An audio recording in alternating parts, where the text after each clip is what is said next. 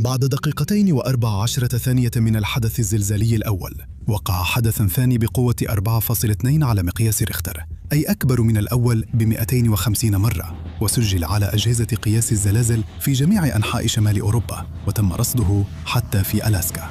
هذا الانفجار الثاني يعادل تقريباً 3 أطنان من مادة TNT. الحدث الأول كان تفاعل كيميائي، لكنه مش آخر تفاعل كيميائي يودي بحياة البحارة في كورسك. دي نسخة مختصرة من الفيديو ده، لو حابب تشوف الفيديو كامل هسيب لك رابط فوق هنا. كورسك اتصنعت واتطلقت سنة 1994.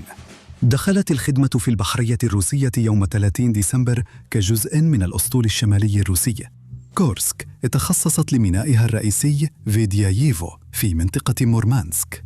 كورسك طولها 154 متر من المقدمة للمؤخرة، وعرضها 18.2 متر، وعمقها 9 متر من الهيكل لحد البرج. مسموح لها تغوص لعمق 600 متر، وتقدر تفضل تحت المية لحد 120 يوم.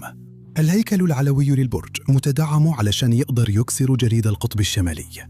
الكورسك مسلحة ب24 صاروخ كروز جرانيت، ومعها 8 أنابيب توربيد في المقدمة.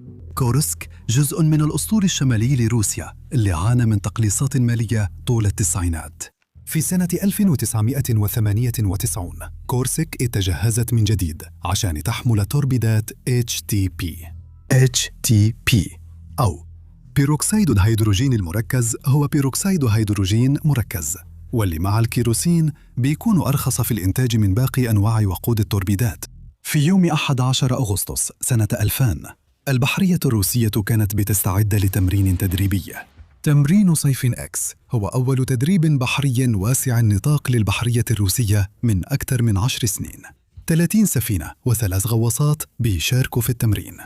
في قاعدة فيدياييفو البحرية الاستعدادات ماشية بسرعة لغواصة كورسك وطاقمها، وأثناء الزحمة دي توربيد وقع. ما فيش أي ضرر واضح، مع إن في شوية HTP حوالين العازل. الرجال بلغوا عن الحادثة ووجود HTP، وبعد كده كملوا شغلهم في تحميل كورسك برؤوس حربية وهمية وإمدادات. في صباح يوم 12 أغسطس سنة 2000 كورسك كانت في بحر بارنتس. في الساعة 8:51 كورسك طلبت إذن عشان تعمل إطلاق تدريبي لتوربيد، وجاء التأكيد. كورسك راست لعمق الإطلاق على 20 متر، وبتراقب السطح من خلال منظارها. طاقم الإطلاق عدى من مركز التحكم في المقصورة الثانية، ودخل المقصورة الأولى في مقدمة الغواصة. فيه مجرى هواء بين المقصورة الأولى والثانية، نفس مجرى الهواء ده ممتد في كل ال9 مقصورات المقاومة للمية في الغواصة. أفضل ممارسة هي إنهم يقفلوا مجرى الهواء زي باب الحاجز، بس البحارة سايبين الباب مفتوح. بقاله تقريباً 3 سنين من آخر مرة الطاقم أطلق فيها توربيد. ما خدوش تدريب على التعامل مع وإطلاق توربيد HTP.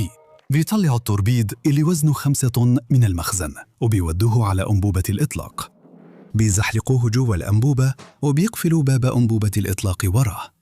أنبوبة إطلاق التوربيد مصممة إنها توجه الانفجار لبرا ناحية البحر، مش جوا الغواصة. الساعة كانت 11:25، يعني عدى أكثر من 2.5 ساعات وهما بيجهزوا للإطلاق. ولما أخيراً بدأوا إجراءات الإطلاق، الموصلات الكهربائية اللي على باب أنبوبة التوربيد من جوا لازم تلمس التوصيلات اللي في ظهر التوربيد. النظام مش بيظهر إن فيه اتصال كويس، فبيفتحوا الباب تاني علشان ينظفوا التوصيلات. مع إنه HTP بيكون مستقر عادة لما يكون مقفول. لو لمس عامل حفاز بيتمدد حجمه 5000 مرة، وبيتصرف كمؤكسد من خلال تفاعل كيميائي. التفاعل الكيميائي ده تفاعل طارد للحرارة، يعني بينتج طاقة أو حرارة. في الحقيقة ده بالضبط اللي هو معمول علشانه. التوربيد ما عندوش أكسجين تحت المية، ف-HTP بيوفر الأكسجين والحرارة مع بعض لوقود الكيروسين. أول ما التفاعل الكيميائي يبدأ بيستمر في الاحتراق لحد ما ال-HTP يخلص. المحفز لل-HTP هو البرونز والنحاس الأصفر، زي المعدن اللي بيغلف أنبوبة إطلاق التوربيد في كورسك. دلوقتي التسريب الصغير لل HTP من لحام فيه مشكلة أو من وقوع التوربيد أثناء التحميل. نفس التسريب ده اللي ما بيتكشفش في الفحص قبل الإطلاق بيجي على أنبوبة إطلاق التوربيد. طن ال HTP اللي جوه التوربيد بيبدأ يتفاعل، وده بيخلي تانك وقود الكيروسين في التوربيد يفشل.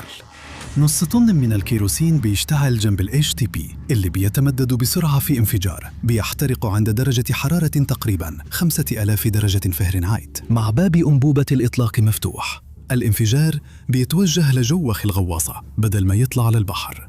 السبع أفراد الطاقم اللي في غرفة التوربيد ما عندهمش أي فرصة. موجة الانفجار الضخمة مع الدخان والنار بتندفع من خلال فتحة التهوية المفتوحة وبتوصل للقسم الثاني والثالث والرابع والخامس المقاومين للمياه. باب التوربيد اللي كان مفتوح جزئياً اتشال من مكانه بسبب الانفجار. مركز القيادة في القسم الثاني اتغرق في النيران. رغم إنهم كانوا على عمق المنظار ما فيش وقت لأي حد إنه يتصرف. فتحة التهوية المفتوحة ما قدرتش تعزل الانفجار الأولاني. كل 36 فرد من طاقم التحكم في كورسك اتقتلوا مع طاقم إطلاق التوربيد. في الساعة 11:29:34 ثانية أجهزة الاستشعار الزلزالية النرويجية اللي هي جزء من شبكة اسمها نورستار كانت أول من رصد حدثاً مهم. موقع الحدث ده تحدد عند خط عرض 69 درجة و38 شمال وخط طول 37 درجة و19 شرق شمال شرق مورمانسك، تقريباً على بعد 160 ميل من النرويج و50 ميل من شبه جزيرة كولا. دي آخر إحداثيات معروفة للغواصة كورسك. بعد 2 و14 ثانية من الحادثة الأولى تم رصد حدث تاني أكبر بكتير. المرة دي سجلت 4.2 على مقياس ريختر، وكانت أكبر من أول رصد ب250 مرة، وانفجار يعادل تقريباً 3 طن من مادة TNT. لما حددوا الإحداثيات لاقوا إن عمق الحدث الثاني بيوصل لقاع البحر وأعمق ب108 متر زيادة عن الحادثة الأولى. السفن الثانية اللي كانت موجودة في سمر إكس رصدت الأحداث الزلزالية دي، لكن افتكروا إنها جزء من تدريبات المناورة. النار اللي نتجت عن الانفجار الأول فجرت لحد 7 توربيدات برؤوس حربية حية، وكل واحد فيهم وزنه تقريباً نص طن. الانفجار الثاني ده دمر تماماً أول 3 أقسام وفتح فتحة كبيرة في جسم الغواصة، وده خلى المية تدخل للقسم الرابع. البحارة اللي في القسم الثالث والرابع والخامس ماتوا بسبب الانفجار. عدد الضحايا وصل بالفعل ل95 راجل. في القسم الخامس من الغواصة اللي محمي بأقوى الحواجز فيه مفاعلين نوويين. المفاعلين الاثنين نجوا من الانفجارات واتقفلوا بطريقة محكمة، وده منع كارثة نووية. الرجال اللي في الأقسام ناحية مؤخرة كورسك قفلوا فتحات مجاري الهواء وبيفكروا هيعملوا إيه بعد كده. 23 واحد نجوا من الانفجارين واتجمعوا في قسم صغير رقم 9 واللي فيه كمان فتحة هروب. الكابتن الملازم ديمتري كاليشنيكوف رئيسي وحدة التوربين في القسم السابع، واحد من 3 ضباط بنفس الرتبة اللي نجوا. كان متوقع إن كورسك تطلع للسطح وتتواصل الساعة 1:30. الوقت ده عدى ومحدش قلق على طول. مش غريب إن أجهزة الاتصال تعطل، ده بيحصل كتير نسبياً.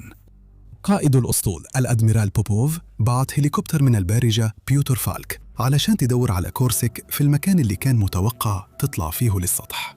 ضابط الواجب في الأسطول الشمالي بلغ الضابط المسؤول عن قوة البحث والإنقاذ في الأسطول الكابتن تسلانكو إنه يكون جاهز للأوامر فوق المقصورة رقم 7 في كورسك. فيه عوامة إنقاذ طوارئ. العوامة مصممة إنها تطلع تلقائي في حالة الطوارئ زي الحريق أو تغير الضغط السريع. في سنة 1999 وقتما كانت في الخدمة تم تعطيلها علشان يتجنبوا اكتشافها وما اشتغلتش تاني أبداً. في الحجرة 9 الرجالة دلوقتي قدامهم قرار صعب. في فتحة هروب يقدروا يفتحوها ويعوموا لحد السطح.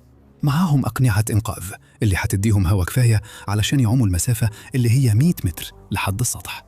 الانفجار لوى جسم السفينة. باب الحاجز المقاوم للمية بيخر، والحجرة رقم 9 بتتملي مية واحدة واحدة. وكل ما بتتملي جيب الهواء اللي جوا الحجرة بيتضغط. دلوقتي الضغط بتاع الهواء لسه تقريباً زي الضغط على السطح. ده معناه إنه لو فتحوا الباب دلوقتي على طول خطر الإصابة بمرض الضغط هيبقى قليل. كل ما يستنوا أكتر المية هتزيد في الحجرة والضغط هيعلى. وده كمان معناه إنه مع مرور الوقت هم بيتنفسوا هواء تحت ضغط أعلى، فالجسم بتاعهم بيبدأ يمتص النيتروجين. لو استنوا وقت طويل قبل ما يفتحوا الباب ويطلعوا لفوق هيجيلهم مرض الضغط لما يطلعوا للسطح. هم عارفين إن في سفن إنقاذ في المنطقة، فغالباً هيتم إنقاذهم في وقت ما، بس القرار مش سهل. أول ما يفتحوا الباب هيحددوا مصيرهم. ممكن يكون الجزء بتاع غرفة الهواء غرقان، فلما يفتحوا الباب هيغرقوا الجزء التاسع كله. لو البحارة المصابين قدروا يخرجوا من الباب وقدروا يعوموا لحد السطح، المية في بحر بارنس متجمدة، ممكن يعيشوا ساعة بالكثير. العثور على ناس في المحيط زي محاولة تدور على إبرة في كومة قش. من ناحية تانية المفاعلات النووية بتشغل نظام تنقية الهواء والتدفئة واللي دلوقتي مطفي. الهواء في المقصورة التاسعة بيتملى ببطء بثاني أكسيد الكربون ودرجة الحرارة بتنخفض. القرار هنا شبه مستحيل. تسبح للسطح وتخلي زمايلك المصابين يحاربوا عشان آخر ساعة في حياتهم، ولا تفضل مكانك وتتمسك بالأمل إن الإنقاذ يوصل قبل ما المقصورة تتملي مية أو ثاني أكسيد الكربون. دلوقتي البحارة معهم أجهزة إعادة تنفس للطوارئ، وهم بيتنفسوا ثاني أكسيد الكربون وبخار المية اللي في نفسهم بيتفاعل مع المادة الكيميائية. فوق أكسيد البوتاسيوم بيمتص ثاني أكسيد الكربون وبيطلع أكسجين. بعد ما التفاعل الكيميائي بيحصل فوق أكسيد البوتاسيوم بيخلص ولازم يتغير الكارتريج. الرجالة معاهم عدد محدود من الكارتريجات، ومع كده قرروا يستنوا الإنقاذ. في الساعة 22:30 الأسطول الشمالي أعلن حالة الطوارئ وتم إلغاء التمرين التدريبي. جوه الغواصة كارتريجات إعادة التنفس بتاعة الرجالة بدأت تخلص. الكابتن ليفتنانت كاليشينكوف واثنين تانيين بدأوا يبدلوا الكارتريجات في نظام إعادة التنفس. الحجرة لسه بتتملي مية ببطء والدنيا ضلمة تماماً. واحد من الرجالة فقد توازنه ووقع في المية المتجمدة ومعاه كارتريج بوتاسيوم سوبر أوكسايد. البوتاسيوم سوبر أوكسايد تفاعله زي بيروكسيد الهيدروجين اللي سبب الانفجار الأولاني. لما الكارتريج غرق تحت المية اللي عليها زيت حصل انفجار كيميائي ونار سريعة وسابت علامة حرق على جدران الحجرة فوق مستوى المية. بطن كاليشينكوف اتحرقت بالحمض وده خلى أعضاءه الداخلية باينة، واللحم اللي على راسه ورقبته اتشال بسبب الانفجار. الرجالة تانيين غطسوا تحت المية عشان يهربوا من النار والمواد الكيميائية اللي بتحرق جلدهم. عشان البني آدمين يقدروا يعيشوا لازم يتنفسوا على الأقل 19.5% أكسجين. النار خلصت في لحظة، لكن لما الرجالة طلعوا ياخدوا نفس الأكسجين اللي في الهواء كان اتاكل بالنار. التفاعل الكيميائي اللي كان معمول عشان ينقذ حياتهم دلوقتي هو اللي أنهى حياتهم.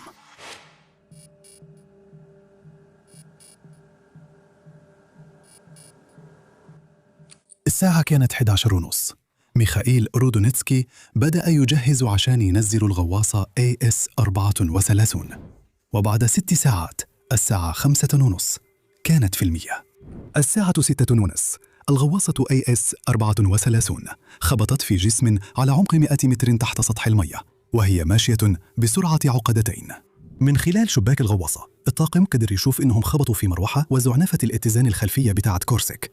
الغواصة AS-34 اتعرضت لبعض الأضرار واضطرت تطلع تاني على السطح. الغواصة الشقيقة ليها AS-32 بيجهزوها للإطلاق على ميخائيل رودنيتسكي، ونزلت المياه الساعة 10:40 بالليل. اتدتهم اتجاهات غلط من بيوتر فالكي، عشان كده ما قدروش يلاقوا الغواصة.